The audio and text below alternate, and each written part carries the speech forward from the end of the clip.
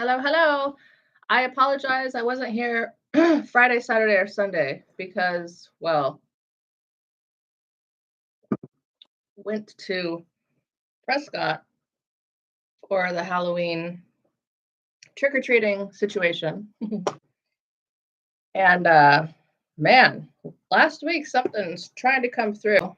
Anybody else have that kind of stuff going on? Like just like massive head pressure, lots of stuff with the throat. So yeah, I will be taking a little bit of me time today, but I did want to come on and say it is my intention to come on every single day and try to talk about the energy and everything like that. But I assume that probably everybody was pretty busy anyway. So um, let's see. Today is Monday, November 3rd. I have been looking at the ephemeries for every day. I do have it on my to-do list to actually come on and talk a little bit more about the astrology, but I'm just kind of getting all the pieces, parts together in my brain to where I can like wrestle them into one nice little presentation for everyone. So I do know, we have a lot of things that have been going on for a while, like the placements, obviously, of Pluto, Neptune, Uranus, and Saturn. Those ones aren't going to change too much just because of the way that they work.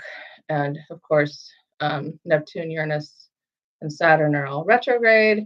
We're getting ready to have Mercury go retrograde, I believe, on the 9th. I could be wrong about that, but I'm practicing, so we'll get better at all this stuff.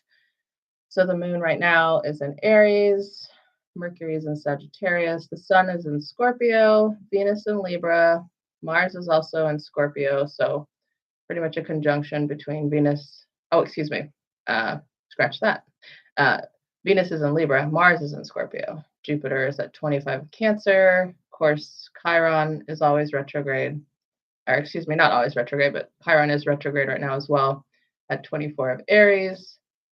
The North Node is at 15 of Pisces, Saturn at 25 of Pisces, Uranus is at that delicious degree of 0 degrees in Gemini, conjunct Sedna. And then, of course, Neptune is 29 Pisces, and Pluto is 1 Aquarius. Lots of fun stuff going on. I'll talk about that more at another time. So I really just came on to say hello. Let's see which chakra we're working with today. I do feel like because I feel a little bit I call it like a basset hound, like whenever I kind of feel just like I need the me time, I need the recharging. I kind of feel like I was really getting ready to recharge on Friday, but I was on vacation with my family, so I kind of had to like push the hold button on that.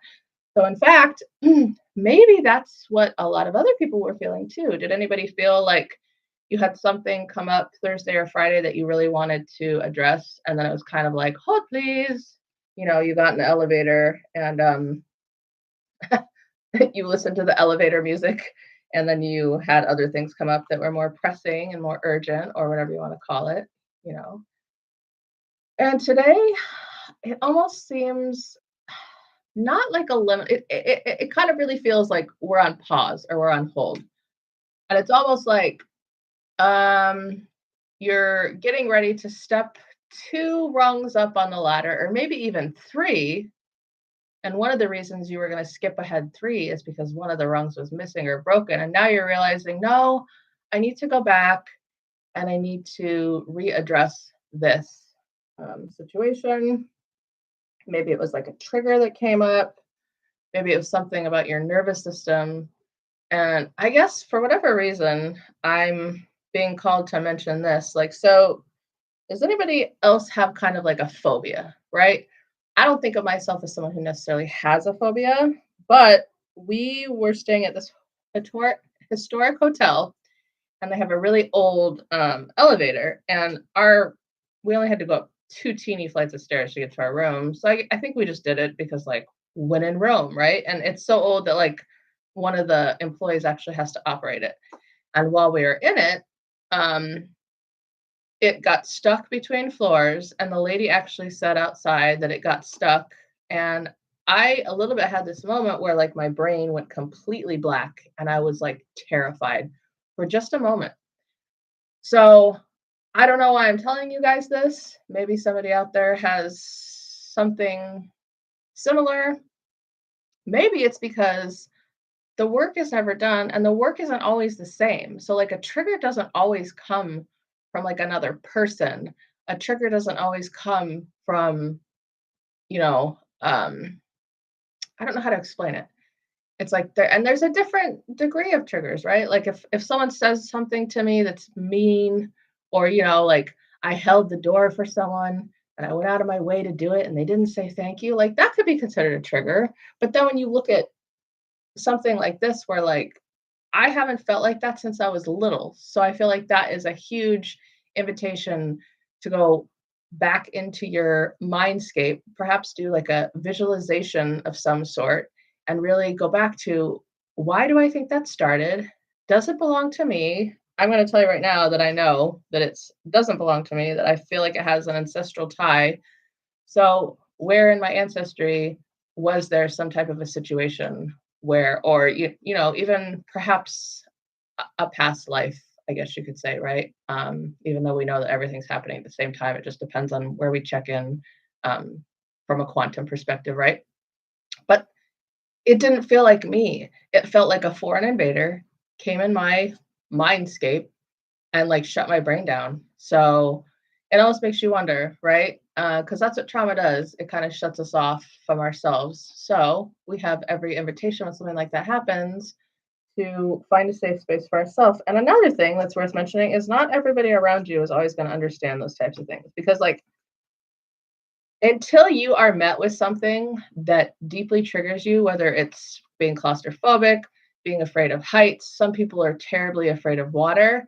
Until you're actually in that situation, you don't know what it feels like. So if you are another person witnessing someone have a traumatic event, you don't have to do anything really. But what I would recommend is to try not to minimize it. And then for the person who's having the trigger, make sure that you realize that once you feel safe enough in your body, like you don't even really need to discuss it with people who aren't going to understand.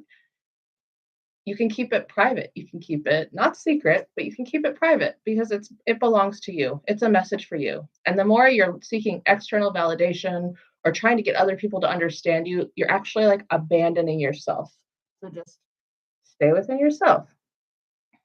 And that's one of the coolest things about a trigger, I would say, is once it passes, then you realize you feel safe in your body. And this is like my favorite exercise if I'm overstimulated, is I place my hands on my face and I feel into my body, almost like it's like if I took a pitcher of water and I dumped it in my crown and it whooshed down to my toes and then filled me up. I feel safe in my body, because that was terrifying and no one around me understood. And that's okay, right? Because it is true that people help us on our healing journey. But what is not true is that someone else heals us. We are the ones who hold the permission for what will heal us at that point in time in our body. So it's always us. Other people help us, right? All right. So here's the first card. I just pulled one of my chakra cards from my deck. I'm not going to look at it. Hopefully you guys can see it. Let's see what she blows. Okay, so the heart chakra. So in this case, especially with the situation that I just explained, extend your heart to yourself first, and then to the others who maybe didn't understand you. Maybe they tried to make light of it or make jokes about it, because that's just what some people do. Some people get very uncomfortable in moments of vulnerability. I'm just one of these people who, like, I tell everybody, if you want to cry, come to me. Not necessarily because I'm mean, although the pendulum swings wide. So the nicer someone can be, you bet your bottom dollar, the meaner that they can be if it comes right down to it. But what I'm getting at is extend them some grace too. You know what I mean? It's really easy to go into victim mode when something like that happens, especially because it's like terrifying and it doesn't seem logical. It's like, why did I just feel like I was afraid for my life? Like, and I have had situations like that before. Like I've locked myself on accident in two different public restrooms. One of them was like I was getting ready to work a shift at Diamondback Drugs, and I always would do the same thing where I'd go do my thing and I'd go to the lobby and I'd go to the restroom. And it was one of those restrooms where it was like there was no window and the door was very heavy and it met the very bottom threshold of the floor. And when I went to lock it, I could tell that the lock got stuck. And so then when I was done and I tried to unlock it, the lock wouldn't come out. My phone was in the lobby and I'm banging on this door and no one can hear me. And I'm trying not to freak out because, like, logically, yes, we know that there's probably enough oxygen for quite a while, but it's like there's no windows. Like, I didn't know if people could hear me. I was freaking out. And then the guy who was coming to fix it, because they had a lot of construction going on, at first, him trying to fix it actually made it worse. And so I'm just trying to hold my composure. Yeah, and then of course the elevator on Friday. It's just a very, or was it Friday? Yes, a very small elevator. Anyways, and also, for things like this, when something like this kind of comes up in my life, like unexpected, I really kind of just like ask my body to give me more messages to help me understand why this came up, because it's coming up because I'm strong enough and I'm brave enough to tackle it now, right? And I mean, come on, you're on vacation, you're meant to be having fun, you're at this cool historic hotel, you're in Prescott for Halloween, which is like one of the coolest places I feel like for Halloween because the whole town gets into it and decorates the whole street and there's all kinds of awesome costumes and everybody's just having a good time. You get to walk around a lot. And also, my flip-flop broke, which is funny, right?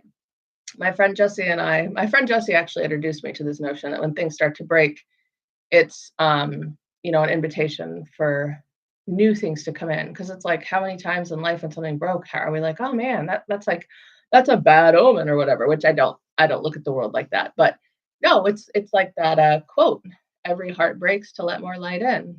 But in this case it was my flip-flops, and I've had these flip-flops since I want to say like 2011, and they're just the black Fabianas. My mom decorated them with blue Swarovski crystals, and if you've ever seen me in the last 10 years, you've seen me wearing them, and they don't have hardly any crystals on them anymore. But I was walking across the crosswalk and it actually broke. Like, you couldn't fix it or anything. It was like the little thingy that plugs into the bottom underneath your foot just broke. The rubber part broke. So anyways, what does it all mean, Basil? But what I do is at night before I go to sleep, I will ask my dreams to give me some wisdom. Right? Okay. So second card. And again, I do things intuitively, but you're very welcome to use the traditional meanings if you know them or look them up. This deck is called the Medicine Woman Tarot. And this is presenting upside down, 6 of bowls. So bowls would be the same as cups. So that would be water or emotions. 6 to me means one past change. And then, of course, when it's upside down, we'll just see what that means. Sometimes it's a revelation or an insight. The 6 of bowls. So when I look at this guy,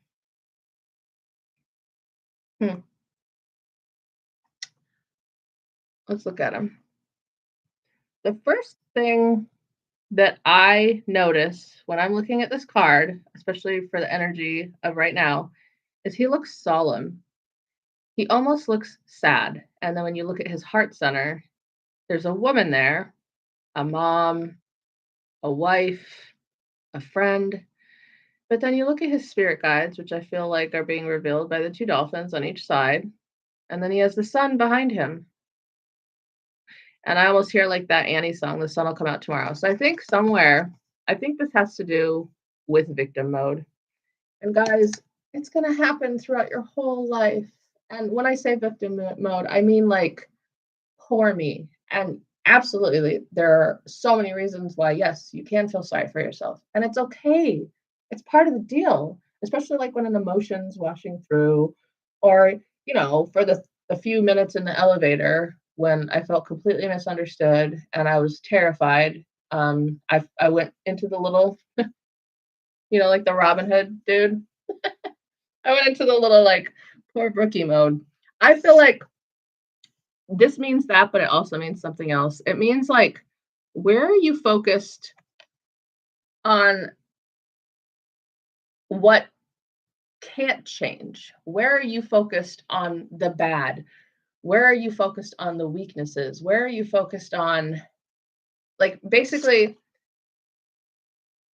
you are using your focus to feel sorry for yourself, to miss someone, to mourn, to grieve. And I'm not necessarily saying that any of those are bad because that's all part of the human process. But what I'm saying is, and here's our Ferris Bueller quote: stop and look around once in a while, or you could miss it because life moves pretty fast. I feel like this card has everything to do with like, yes, you're allowed to be sad. Yes, you're allowed to feel sorry for yourself. Yes, you're allowed to grieve the breakup or the job or the loved one or the pet, or maybe you're just having a sad day. But what you need to realize is that you're supported by these dolphins. The person lives inside of you, the person, place, dog, cat, pet, whatever you're mourning. And the sun is right behind you, and the sun is going to rise. So the sun will come out tomorrow. It is okay to take time and space for yourself, to mourn, to grieve, to feel sorry for yourself. But then what you got to realize is you're supported,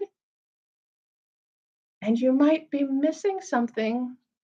And I don't usually kind of tout the whole fear of missing out thing because it's not that, but it's like what you focus on grows.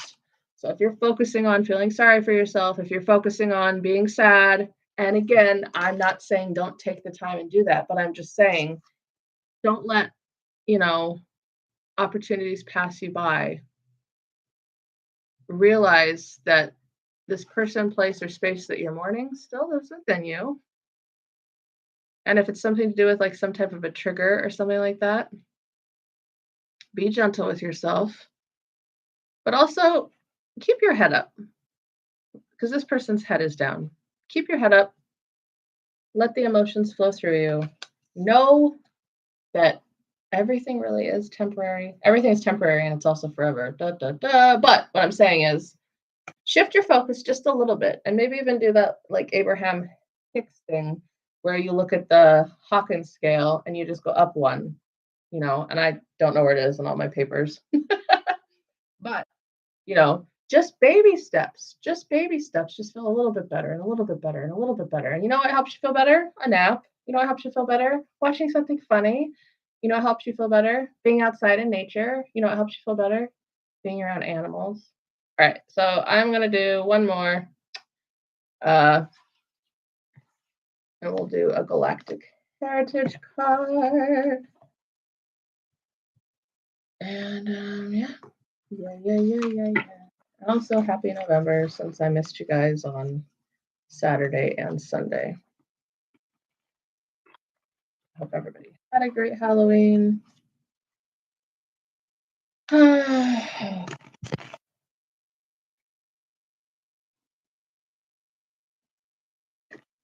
That's the one.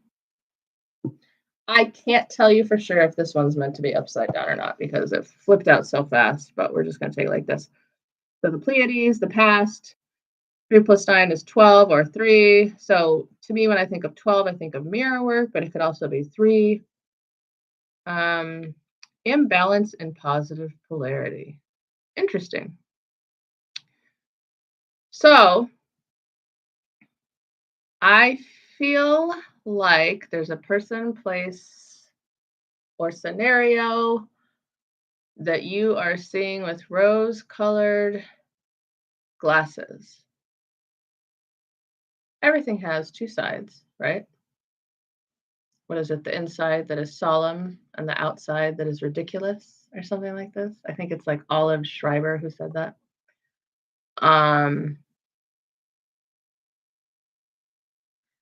Maybe this has to do with people pleasing. Maybe this has to do with perfection tendencies. Of course, there's that term toxic positivity. I don't really like the word toxic at all, to be honest.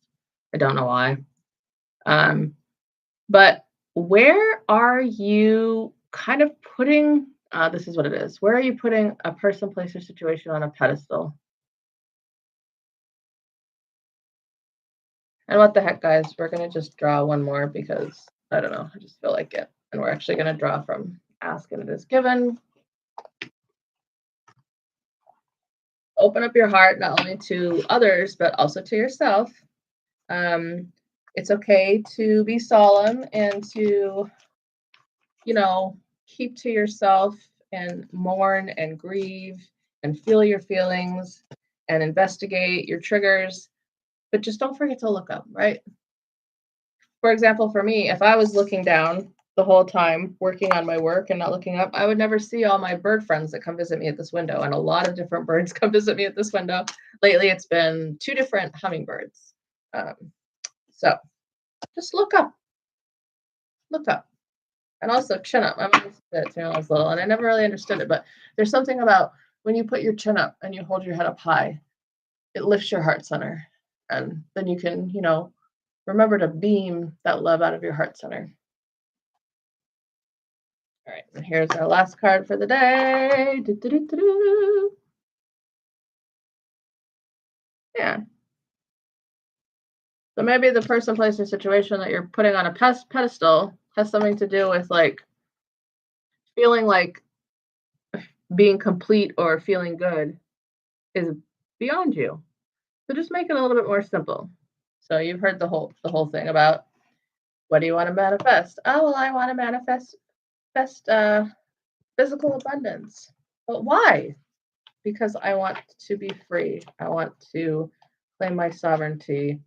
I want to realize and actualize that my power comes from within me and not from an external person, place, or situation outside of me. So, and I'm going to read the back of it. It says, there is no desire that anyone holds for any other reason that they believe they will feel better in achievement of it, whether it is a material object, a physical state of being, a relationship, a condition, or a circumstance. At the heart of every desire is the desire to feel good.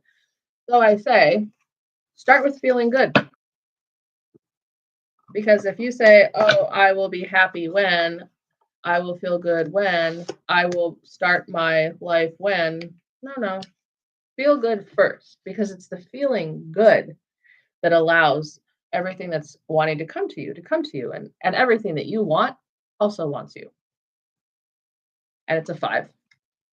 So you got it backwards, babies. Stop saying, I'll feel happy when. Say, I feel happy now. And as I feel happier and happier, I am magnetizing that which is meant for me to find me. All right. I will see you all tomorrow and have a fabulous Monday.